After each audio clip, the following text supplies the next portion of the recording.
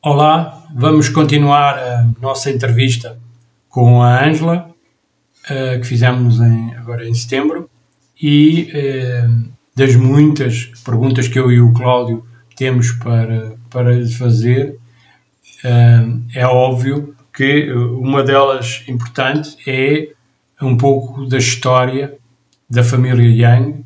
Nós falamos até agora sobre o Tai Chi Chuan da família Yang, mas as pessoas normalmente não sabem, né, que existem diversos estilos, né, de Tai Chi Chuan. Pode explicar um pouquinho dessa história, como é que surgiu quais são os Perfeito, principais? muito bom.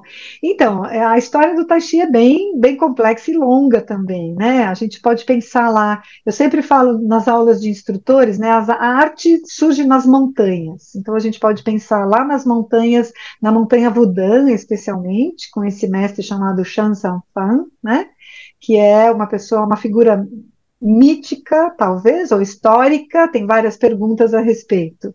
Em algum momento, a arte sai das montanhas e entra no seio familiar, né? E existem várias personagens que fazem essa ponte. Então, uma dessas personagens é Wang Zhongyue e a outra personagem é Jiang Fa. São dois nomes que seriam os aproximadores do Tai Chi que surgiu nas montanhas da família Chen. Então, a primeira família que tem contato com essa arte de maneira muito contundente é a família Chen. E aí, então, eles desenvolvem a sua metodologia, por isso que é considerada uma das famílias tradicionais. Na família Chen, o mestre Yang Luchang vem estudar com a família Chen. Ele passa mais de 20 anos em duas etapas da vida dele, tendo ensinamentos com os mestres da família Chen. E dali ele parte para Pequim, porque ali eles estavam na vila de Chanjiagou, que é um lugar que existe até hoje, onde as pessoas podem visitar, inclusive, e passar um período para aprender, né? E ele então sai dali e vai para Pequim para ensinar. De maneira muito interessante, ele é amigo de um aristocrata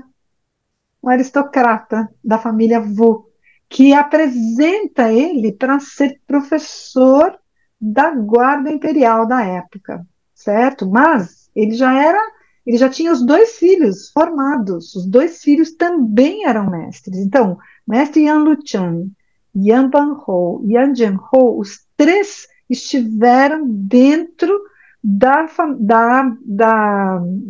do império, ensinando tanto o exército, tanto as pessoas conectadas com a parte militar, como as pessoas da vida civil do império, né? E a partir daí, então, o Tai Chi começa a ter uma característica diferenciada, e não apenas por isto. Os mestres da família Wu eram muito eruditos, estudavam muito, e eles têm acesso a um livro que é considerado um dos clássicos, né?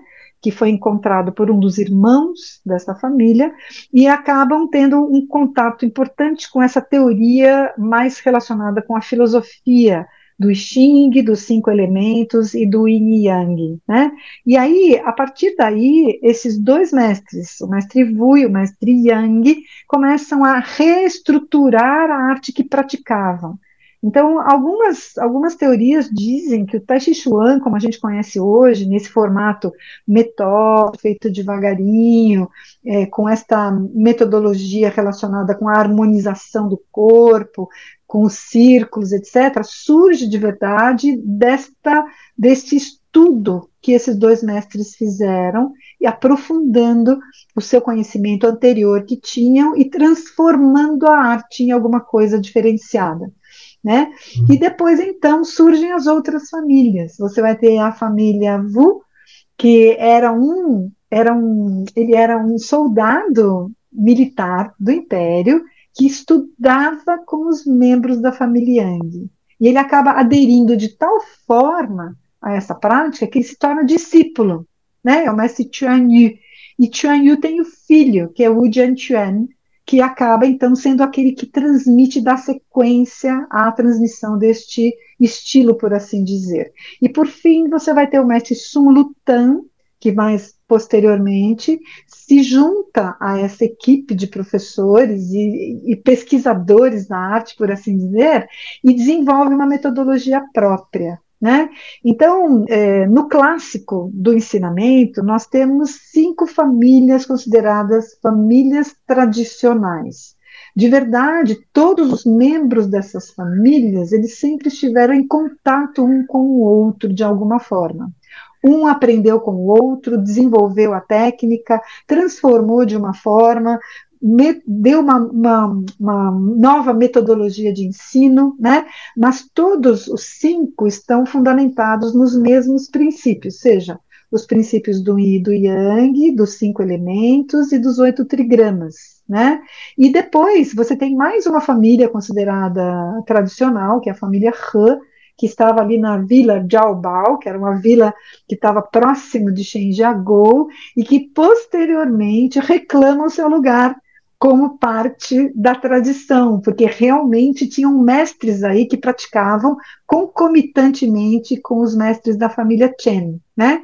Então tem ali, pensamos nesse conjunto de famílias que acabam transmitindo esse conhecimento nas suas comunidades, em primeiro lugar, e que depois começam a difundir esses ensinamentos fora das famílias também, dando aula para público em geral, beneficiando os próprios chineses e depois crescendo pelos estrangeiros. Mais ou menos, é um resumo bem básico. Sim, 200, mais 200 anos resumidos assim, Por isso, não, né? não é uma tarefa fácil, de facto. Por isso, só para finalizar, você pode pensar, então vamos definir, você tem a família Chen, a família Yang, a família Wu Hao, a família Wu e a família Sun. E por fim você tem a família He. Seriam 6 famílias tradicionais atualmente reconhecidas pela comunidade de praticantes. Nessa evolução, uma das coisas que se vê, e tu já falaste um bocadinho nisso, mas se calhar era bom explicar um pouco, há a transição do marcial para o não marcial, ou seja, o foco que existe inicialmente e que se atribui muito a um tipo de sociedade em que a família Shen e ainda parte do início da família Yang se encontram, onde há de facto uma tensão e uma necessidade de uma arte marcial e à qual o próprio Yang Lushan passa a ser conhecido como invencível, porque tem uma capacidade de facto de execução tremenda, mas ele é o primeiro logo numa fase muito cedo e provavelmente quando traz para Pequim a demonstrar o interesse em que o Tai Chi Chuan tem mais. Então, como é que tu vês esta transição e estas duas componentes que se calhar nunca se conseguem separar, do marcial e do não marcial, do benéfico para a saúde, porque nem tudo o que é marcial é bom para a saúde, não é? Se a gente aprende determinadas técnicas, não é? Neste contexto, Luiz, eu acho assim, se a gente se remete aos clássicos, né, dentro dos clássicos você vai encontrar a referência do civil e do marcial. Desde o início dos primórdios da arte, ela já tem esses 2 aspectos que eles devem estar em harmonia. Então você tem a parte marcial, que seria a questão do conflito, da preparação do corpo para enfrentar o combate, correto? Efetivamente, né? E você tem a preparação da mente para viver em vida civil, administrando os conflitos da civilidade com a mesma filosofia. Então, desde os primórdios, a nossa arte, ela tem uma harmonia entre esses 2 aspectos. Agora, ao longo da história, como você coloca, a necessidade de expressar isto de uma maneira ou de outra, ela vai se transformando, assim como a própria vida, né? Então, em algum momento, na própria China, a necessidade de defender a própria vida e defender os seus, e defender o Estado, ou defender as comunidades com o corpo e com a luta era prevalente. Então o Tai Chi tem armas para isto, correto? Na medida em que todas essas coisas se diminuem ou são transformadas, o aspecto da civilidade, do civil do Tai Chi toma preponderância. Então, hoje nós temos a abordagem da arte que ela se apresenta como um sistema de saúde integral, que é uma luta contra a doença, contra o sedentarismo, contra a neurose humana, inclusive na parte psicológica, né? Então, de verdade, nós estamos observando que dentro do Yin e do Yang, dependendo do contexto onde a arte se expressa, ela precisa ser expressada com aquilo que é válido para o momento, compreendeu? De maneira muito inteligente. O mestre Yang Jun coloca isso nos seminários dele. Ele coloca ali, quando ele fala da história, ele fala isso, ele fala, olha, em algum momento, o mestre Yang Luchan questionou, junto com seus companheiros, de qual era o objetivo do Tai Chi Chuan como arte. E já naquele tempo, eles já haviam concluído que o melhor objetivo do Tai Chi Chuan é o benefício para a saúde humana. E a saúde humana implicando todos os aspectos da saúde humana, a saúde física, a saúde mental, a saúde emocional, a saúde social, de convívio e bom viver. Então, essa compreensão, a gente entendendo a arte nesse lugar, assim como, por exemplo, quando eu estive no primeiro simpósio nos Estados Unidos, o mestre Mahailon, do estilo Wu, ele fez uma palestra maravilhosa falando sobre isso, inclusive, colocando a importância de entender o benefício completo da arte, né? Então, agora, o equívoco é nós acharmos que a parte marcial está desvinculada da parte civil. Se você desvincular uma coisa da outra, você não tem Tai Chi. Tai Chi Chuan é a junção desses dois aspectos. Então, eu sou um ser humano que eu preciso enfrentar conflitos e adversidades desde o momento que eu nasço até o momento que eu morro. Então, a arte marcial tem que fazer parte da minha vida. E não necessariamente eu vou lutar com a arte marcial. Porque, quem sabe, no meu contexto, eu não seja exigida neste lugar. Mas não significa que eu não vá aprender os métodos dentro da prática do Tai Chi Chuan tradicional. Então, em todas as famílias, você vai ter esse ensinamento, que ele é um ensinamento completo. Ele não é desvinculado. Agora, na comunicação disso para o mundo, você tem um mundo em transformação. Então, no mundo acadêmico, por exemplo, quando nós apresentamos o Tai Chi Chuan como uma prática integrativa, que integra mente e corpo, e eu vou entregar esse exercício para pessoas que estão doentes, você está entendendo? Então, eu vou selecionar deste conjunto inteiro a parte que serve esta pessoa que tem este problema. Mas se ela se recupera, e se ela melhora, e se ela se interessa, eu vou trazer os outros ingredientes da arte para que ela tenha um ensinamento completo também. Agora, ela pode não querer, ela pode dizer, olha, essa parte não me interessa. Eu quero só o Tai Chi para a minha saúde, porque eu tenho 68 anos de idade e eu estou cansado, não estou interessado. Então, o professor, ele respeita a querência desta pessoa, mas a formação de um professor tem que ser completa. A pessoa não pode se formar no Tai Chi civil diferente do Tai Chi marcial. Não, um professor de Tai Chi ele tem que ter a formação dos dois aspectos, senão ele não está fazendo Tai Chi. Será que eu estou sendo clara? Eu estou sendo explicativa, que é importante. Mas essa pergunta é importantíssima e é necessário que as pessoas tenham um bom esclarecimento a respeito desse tema. Claro, claro. Tá bom? Até porque quando não entendem, acontece o que eu já ouvi, por exemplo, falar aqui alguns professores em Portugal, que as pessoas têm medo do marcial. Isso é marcial, então não quero. Não, eu quero fazer outra coisa porque as pessoas têm alguma noção de que não estão em condições de lutar. Isso. E entender o marcial só como luta. não Como como no, todos os outros isso aspectos. é mais uma falta de compreensão do significado do termo do que propriamente do que pode, do que a arte lhe pode oferecer, né? Mas realmente, se a pessoa entender, olha, só o fato de você não querer lutar, você já está em conflito. Entendeu? Tem que administrar esse conflito, Claro. né? Entendeu? Talvez por isso que o esclarecimento, a informação, esse tipo de conversa que a gente possa ter e que isso vá adiante, né, faz as pessoas abrirem o entendimento, né, para apreciar a arte como um todo, tá certo?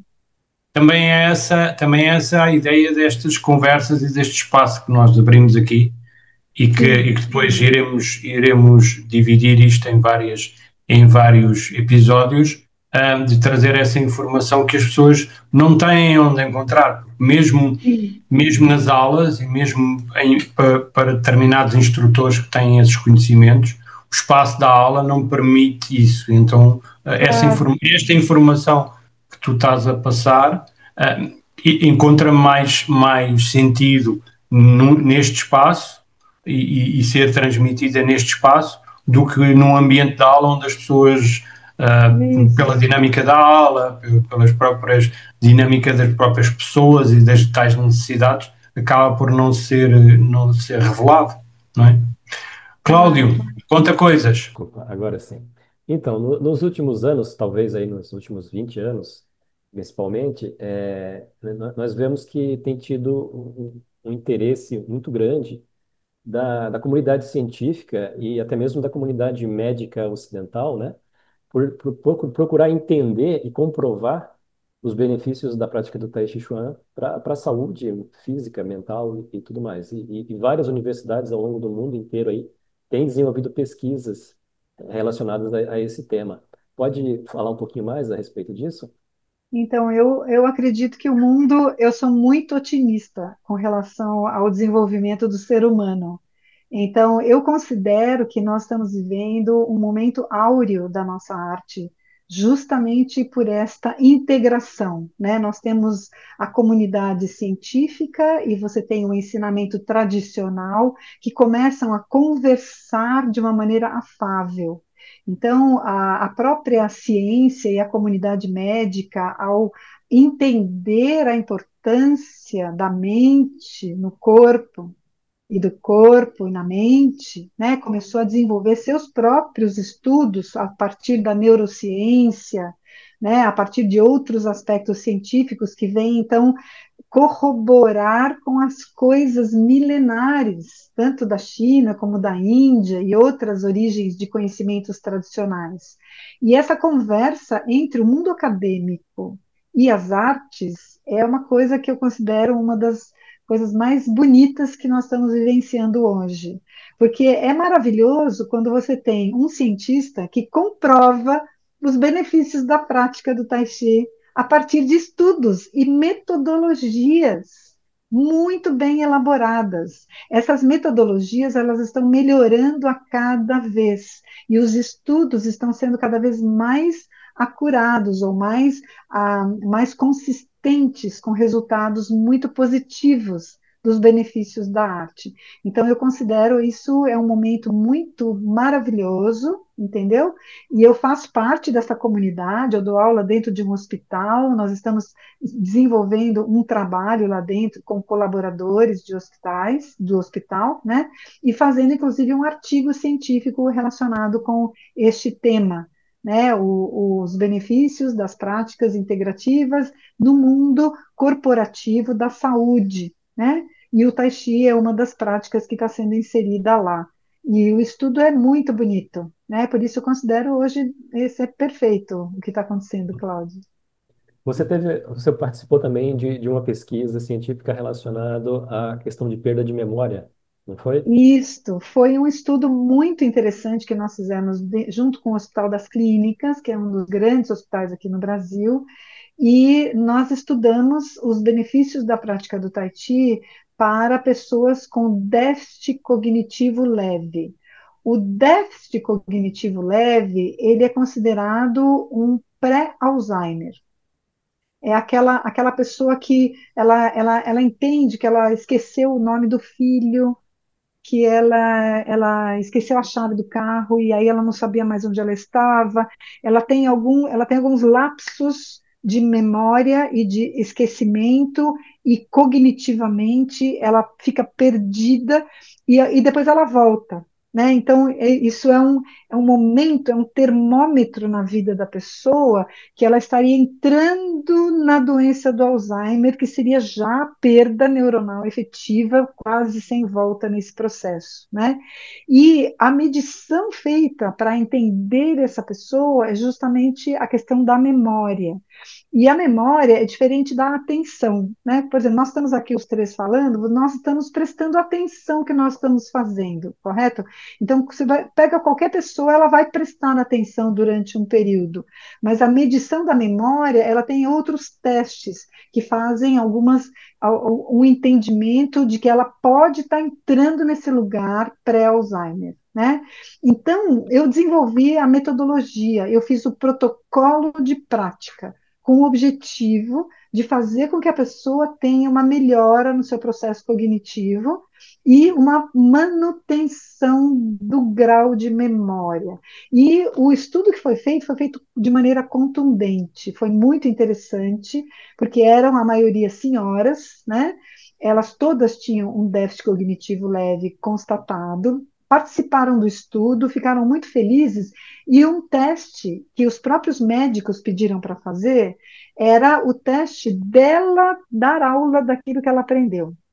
Então, a gente teve esse grupo de senhoras que se dividiu em pequenos subgrupos e elas deram aulas para elas mesmas. Os médicos ficaram assim espantados de ver com a disponibilidade, a vontade de participar, a memória, porque elas escreveram sobre o assunto, elas estudaram sobre o assunto, elas elaboraram dentro do corpo, elas deram esse feedback e depois eles fizeram a medição e houve um ganho de memória substancial.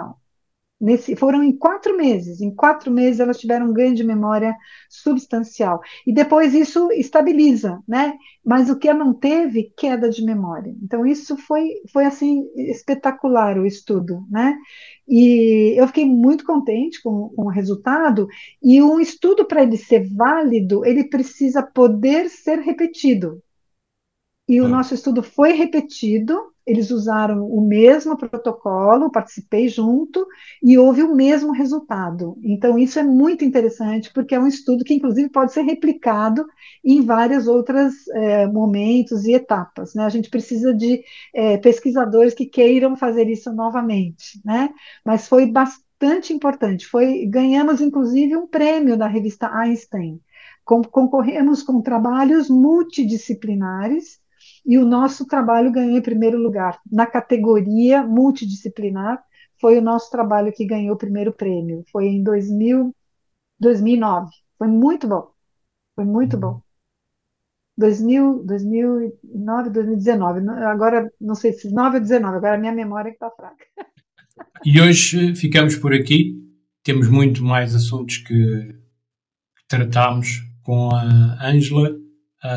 Eu e o Cláudio vamos trazer mais perguntas sobre o que é o Tai Chi e as preocupações, mas hoje vamos ficar por aqui. Queria lembrar que a Ângela vai estar connosco 6, 7 e 8 de dezembro aqui em Lisboa, num seminário que vai estar focado principalmente na forma da família Yang e no Tui Shou. Por isso, estejam atentos à informação que está aqui na descrição deste post e para a semana voltaremos com a continuação da entrevista com a Ângela que fizemos agora durante este mês de setembro. Até lá então!